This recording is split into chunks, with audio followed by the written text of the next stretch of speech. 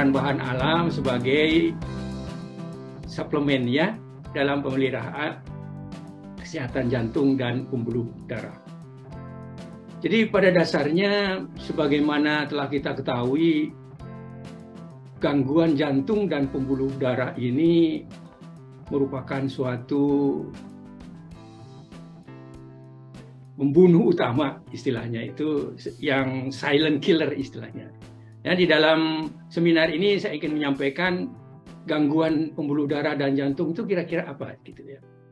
Lalu patofisiologinya sedikit saya ingin sampaikan ya dengan terjadinya gangguan jantung dan pembuluh darah itu. Dan nanti di akhir saya ingin menyampaikan beberapa bahan alam yang dapat membantu pemeliharaan kesehatan jantung dan pembuluh darah ini tadi.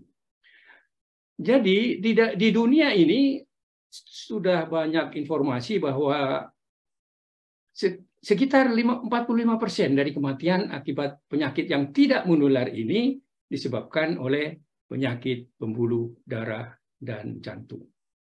Ya, sehingga dengan demikian karena merupakan salah satu penyebab, maka yang terbaik adalah bagaimana mencegahnya. Ya, jadi upaya-upaya preventif terhadap penyakit jantung dan kardiovaskuler ini itulah yang menjadi pokok tinjauan dari para ahli kesehatan di dalam hal ini. Secara umum, secara garis besar, gangguan kardiovaskuler itu yang pertama adalah yang paling banyak diderita adalah hipertensi. Ya. Hipertensi ini sekarang tidak lagi didominasi orang yang lanjut usia seperti saya misalnya. Ya. Tapi anak-anak yang di umur 30-40-an itu sudah mulai banyak yang menderita hipertensi. Bahkan penyakit jantung juga demikian. Jadi tidak harus, artinya setelah lansia tidak demikian. Sekarang banyak kasus-kasus yang umur 40-an, 30-an itu sudah mulai pasang ring di dalam jantungnya itu. Dan ini memang suatu hal yang mengejutkan sebetulnya, karena pada dasarnya apabila hidup sehat dengan gizi seimbang, nutrisi sehat, ini dapat sebetulnya dicegah terjadinya gangguan-gangguan ini. Ya, gagal jantung, aritmia, aterosklerosis ini juga banyak sekali kasusnya di Indonesia juga. Kalau kita lihat bagan ini sebetulnya patofisiologisnya itu cukup rumit, ya, cukup rumit. Jadi ada beberapa faktor resiko yang dapat menjadi predisposisinya dari cardiovascular diseases ini. Yang pertama adalah hipertensi. Lalu kemudian kebiasaan tidak sehat seperti merokok misalnya, ya. Lalu kemudian kadar kolesterol yang tinggi, diabetes, dan juga tentu adalah penyakit-penyakit merupakan salah satu penyakit degeneratif untuk para lansia.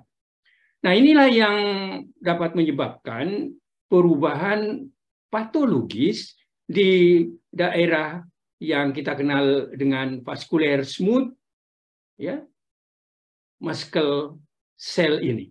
Jadi di daerah pembuluh darah dan jantung itu akan terjadi disfungsi. Ada yang abnormal, ya. Lalu kemudian ada terjadi proliferasi yang tidak baik seperti itu, yang tidak diinginkan.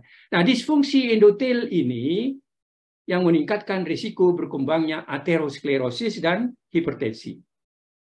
Nah, sehingga apabila ini terjadi secara terus-menerus, tidak terasa dan tidak dirasakan, akan menyebabkan kelainan-kelainan seperti miokard infark, penyakit arteri koroner, bahkan stroke seperti itu.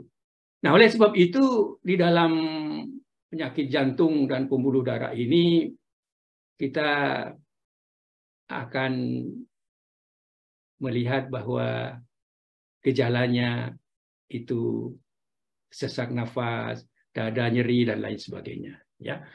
Dan beberapa penyakit yang ditimbulkan itu adalah penyakit jantung sebab kurang tentu, hipertensi misalnya ya. Lalu kemudian ada jantung kongenital, istilahnya jantung bawaan. Dan yang satu lagi adalah rheumatic heart disease. Dan ini disebabkan oleh karena adanya infeksi sebetulnya oleh Streptococcus grup A, yang apabila tidak diobati dengan baik, maka mikroorganisme ini, bakteri ini akan ada di katup-katup jantung, terperangkap di sana, dan oleh sistem kekebalan, maka akan terjadi perusakan pada katup-katup jantung itu. Tidak saja di jantung, tapi juga di pembuluh darah yang ada di ginjal kita juga dapat menyebabkan penyakit-penyakit yang disebabkan oleh infeksi bakteri ini terjadi. Jadi terjadi di penyakit jantung koroner ini, patologisnya adalah terjadi ketidakseimbangan antara kebutuhan oksigen antara jantung dan pembuluh darah yang dipasok oleh pembuluh darah tadi itu. Kenapa? Karena pembuluh darahnya banyak timbunan-timbunan dari lemak misalnya, ya, sehingga dengan demikian dapat menyumbat atau plak itu di dinding bagian dalam dari pembuluh darah jantung itu tadi. Dengan demikian, apabila keadaan ini berlangsung secara perlahan-lahan dalam jangka waktu tertentu, akan menimbulkan gejala sakit jantung itu tadi. Ya, ada nyeri dada yang tidak stabil, myokard infark, dan juga stroke yang dapat juga menyebabkan kematian. Demikian juga yang penyakit jantung hipertensi. Kondisi ini menjadi sangat kronis sebetulnya. Tekanan darah lebih tinggi dari 120/80. Ya. Dan dapat menyebabkan penyakit jantung yang disebabkan oleh hipertensi ini tadi. Dengan demikian, risiko gagal jantungnya juga menjadi tinggi, dan biasanya mereka yang berusia lanjut. Apa saja faktor penyebabnya? Seperti yang tadi saya katakan, kalau dia adalah congenital, itu adalah faktor genetik. Yang paling banyak adalah pola hidup yang tidak sehat. Mager istilahnya, malas bergerak. Gitu. Kemudian kebiasaan makan yang tidak sehat, diabetes, hipertensi, kolesterol tinggi, obesitas, stres, itu dapat menyebabkan kelainan-kelainan jantung dan pembuluh darah ini tadi. Jadi faktor-faktor yang dapat meningkatkan seorang beresiko mengalami penyakit jantung dan pembuluh darah ini seperti yang tadi, ya. Penuaan, diet yang tidak sehat, tidak seimbang, gizi tidak seimbang, ada faktor genetik, ya, gaya hidup, lalu kemudian merokok, diabetes, itu merupakan suatu faktor-faktor pencetus utama adanya kelainan-kelainan jantung dan pembuluh darah perifer ini. Nah, bagaimana pencegahnya? Nah, ini yang penting bagi kita sebagai tenaga kesehatan, apoteker, apabila nanti berkomunikasi dengan pasien atau kita diminta untuk penyuluhan terhadap pasien-pasien tertentu, maka sebaiknya memang diet makanan yang seimbang itu menjadi suatu hal yang perlu diperhatikan. Jaga berat badan secara ideal. Hindari makan makanan tinggi lemak, rokok sedapat mungkin dihindari. Karena perokok pasif juga dapat menimbulkan suatu yang tidak baik terhadap kesehatan jantung dan pembuluh darah kita. Jangan mager, rutin berolahraga, tetap aktif, perbanyak minum air putih, dan secara rutin periksa tekanan darah, juga gula darah, sehingga dengan demikian kita bisa mengantisipasi dan segera memeriksakan diri untuk kesehatan jantung dan pembuluh darah kita. Bagaimana makanan yang menyehatkan jantung itu tentu terdiri dari nutrisi yang seimbang, termasuk buah-buahan, sayur, biji-bijian, kacang-kacangan. Ya. Jika kelebihan berat badan segera diturunkan. Aktivitas fisik ini sebaiknya 2,5 jam per minggu, ya sesuai dengan kemampuannya. Apabila sudah lansia, ya kita kurangi. Tapi kalau yang masih segar begitu, maka sebaiknya melakukan aktivitas fisik secara teratur dan konsisten. Periksa tekanan darah, kelola stres dengan baik, konsumsi suplemen bahan alam yang dapat membantu kesehatan jantung dan pembuluh darah. Antara lain adalah PUFA, ya, omega 3. Ya. Jadi asam lemak tidak jenuh ini hendaknya dikonsumsi secara rutin dan pas terhadap tubuh kita. Di dalam berbagai penelitian banyak sekali bahan alam yang dapat membantu kesehatan kardiovaskuler ini. Bawang putih, kedelai, seledri, kapulaga, tomat juga ya. Ada ginseng juga. Ada jahe, minyak ikan, kayu manis, gitu ya. Jadi ini saya rangkum dari berbagai informasi yang telah dikumpulkan oleh para peneliti, direview, lalu kemudian ini merupakan beberapa contoh di antara bahan alam yang dapat membantu kesehatan jantung dan kardiovaskuler ini. Nah, ini salah satu di antara yang saya ambil pada tahun 2020 yang lalu, bahwa Allium sativum, garlic, itu telah direview sedemikian rupa oleh para peneliti, dan kemudian dinyatakan bahwa bawang putih ini dapat membantu kesehatan jantung dan pembuluh darah. Ya. Di dalam review itu dinyatakan bahwa garlic ini dapat menurunkan hipertensi. Ya, dapat menurunkan hipertensi. Lalu kemudian berkhasiat sebagai anti kanker. Ya, salah satu di antaranya itu banyak yang diteliti untuk anti kanker. Jadi anti proliferative activity-nya itu, induce apoptosis itu ada di garlic ini. Dan hepatoprotektif tentunya. Karena di dalamnya itu banyak mengandung antioksidan. Sehingga oksidatif stresnya itu nantinya bisa dibalance oleh senyawa-senyawa yang ada di dalam garlic ini tadi. Anti diabetes itu banyak penelitian-penelitian, dan juga sebagai anti mikroba. Ya, sebagai anti mikroba. Sehingga dengan demikian beberapa efek farmakologi yang telah direview oleh para peneliti ini bisa dijadikan dasar apabila ada dari Bapak Ibu yang nantinya ditanya kira-kira apa sebetulnya bahan alam. Salah satu bahan alam yang banyak diteliti adalah garlic ini di dalam menghindari atau mengurangi resiko penyakit jantung dan pembuluh darah. Ya, jadi sebagaimana yang tadi,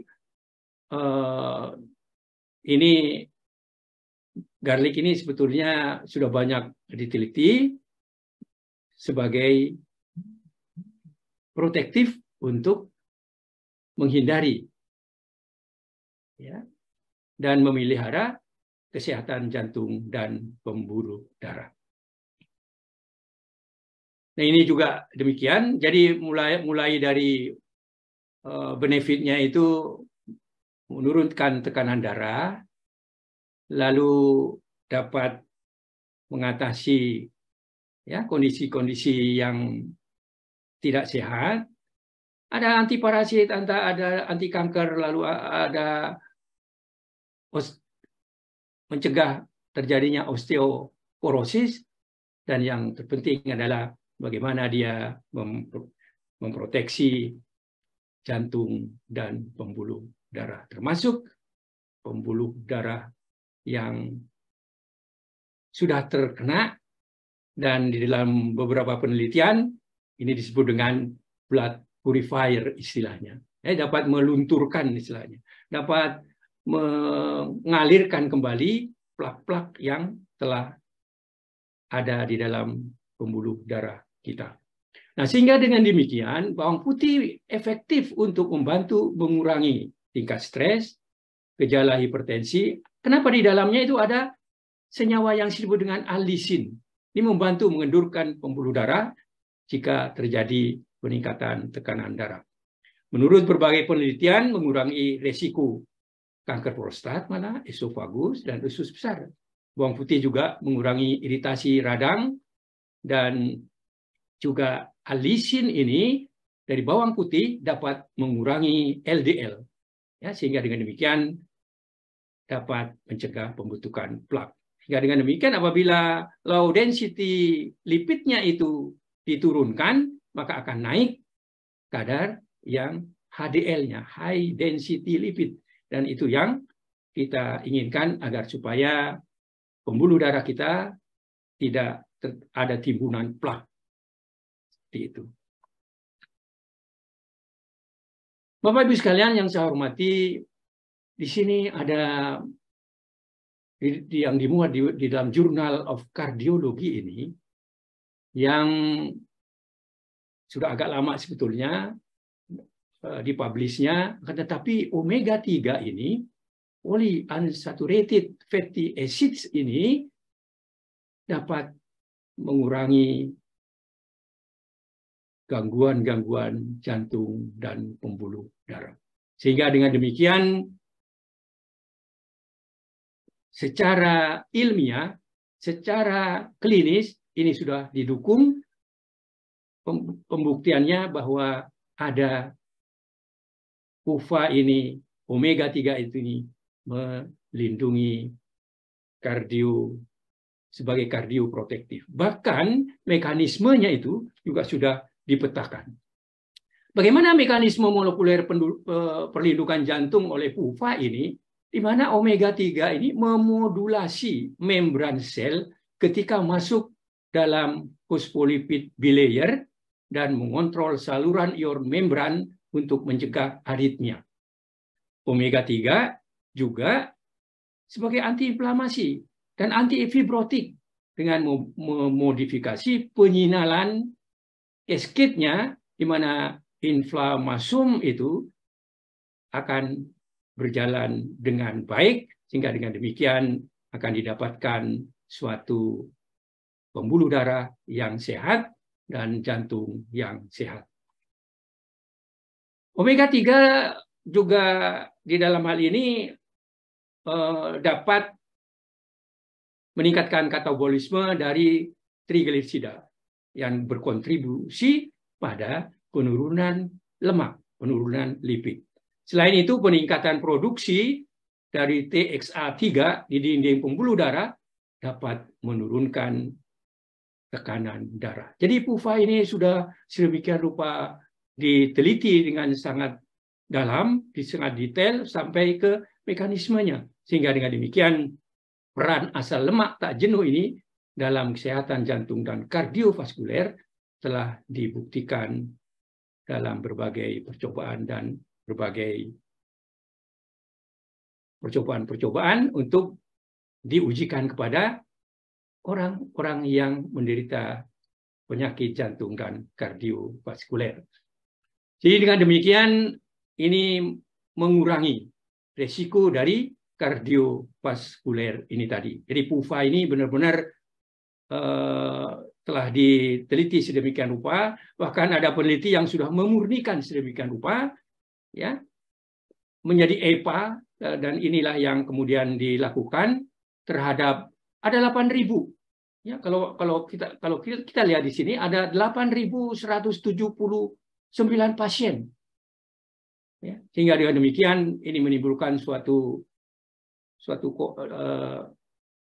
hasil penelitian di mana peran dari PUFA ini sangat signifikan di dalam menurunkan resiko kardiovaskuler ini tadi.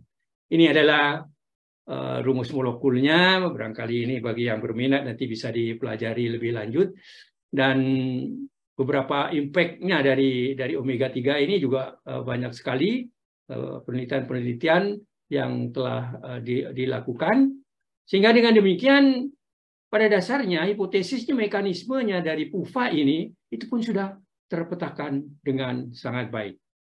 Ya.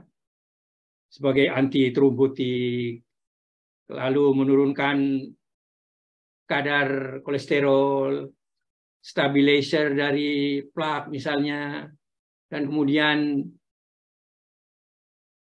mengurangi dampak dari aritmia, dan lain sebagainya. Jadi dengan demikian, mudah-mudahan dari penjelasan ini kita dapat menyampaikan kembali sebagai tenaga kesehatan apabila ada yang bertanya tentang apa sebetulnya manfaat dari omega 3 fatty acid ini tadi. Sekarang yang berikutnya adalah minyak ikan. Ya, ini juga demikian. Banyak sekali penelitian-penelitian yang telah dilakukan. Minyak ikan merupakan sumber omega 3, ya, sumber omega 3. Jadi menurunkan kadar kolesterol. Minyak ikan juga mencegah penumpukan trigliserida. Minyak ikan juga digunakan menghambat aterosklerosis sehingga efektif dalam mencegah penyakit jantung dan kardiovaskuler. Dengan demikian bahwa pada dasarnya menurunkan kadar trigliserida, menurunkan risiko aritmia, memperlambat tingkat pembentukan plak, dapat menurunkan tekanan darah. Itu yang merupakan manfaat dari PUFA omega 3 ini terhadap kesehatan jantung dan pembuluh darah. Sebagai penutup bahwa penyakit jantung dan kardiovaskuler ini masih merupakan salah satu penyebab kematian tertinggi di dunia termasuk di Indonesia. Kesehatan kardiovaskuler merupakan faktor utama di dalam memelihara kualitas hidup dan kesehatan seseorang.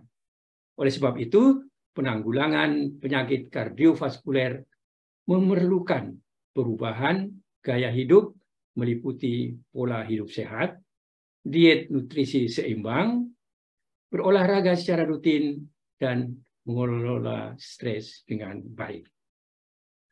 Yang kedua, penggunaan bahan alam sebagai suplemen dapat membantu memelihara kesehatan jantung dan kardiovaskuler tersebut. Sudah banyak penelitian-penelitian yang telah dilakukan di dalam suplementasi orang-orang yang menderita jantung atau kolesterol yang tinggi dengan bahan alam ini. Sehingga dengan demikian upaya-upaya kita di dalam memelihara kesehatan itu di samping informasi-informasi yang tadi kita dapat menggunakan suplemen. Jangan lupa olahraga, jangan sering mager, lalu kemudian gizi seimbang, nutrisi seimbang. Itu adalah upaya untuk membantu kesehatan jantung dan kardiovaskuler.